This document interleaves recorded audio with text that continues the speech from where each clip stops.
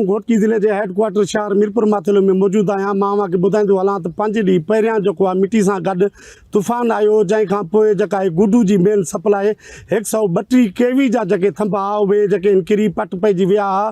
पर मां तव्हांखे ॿुधाईंदो हलां त 5 ॾींहं गुज़रण बावजूद वापदा अमलदारनि जी नाअहली सबबु उहे किरियल जेके 132 केवी जा जेके थंबा उहे हिन महिल ताईं बंदि बहाल न थी सघिया आहिनि। जॾहिं त मां तव्हांखे ॿुधाईंदो हलां त मीरपुर माथेलो, जरवार, दाद, लिगारी, हयात पिताबी, खानपुर मार में जेको आहे 5 ॾींहंनि खां बिजली बहाल न थी सघी आहे। जॾहिं त माण्हू ऊंदाही में जेका आहे ज़िंदगी गुज़ारे रहिया आहिनि। जॾहिं त हिकु तरफ़ गर्मी जी जेका लहर आहे उहा शिदत सां वधी रही आहे, त ॿिए पासे बिजली जेका आहे उहा 5 ॾींहंनि खां मुतसिल बंदि आहे। जॾहिं त बिजली बंदि थियण सबबु बर्फ़ में जी जेका आहे शदीद जेको आहे बोरान पैदा थी वियो आहे। जॾहिं त घोटकी ज़िले में 3 वॾा पावर प्लांट हुजण बावजूद हितां जा माण्हू जेके आहिनि गर्मी में पीसजी रहिया आहिनि। आवाम जी बदकिस्मती चवंदे जो 3 इदारा जेके आहिनि पंहिंजो पावर प्लांट हुजण बावजूद घोटकी वासियुनि खे जेका आहे बिजली न मिली सघी आहे। जी।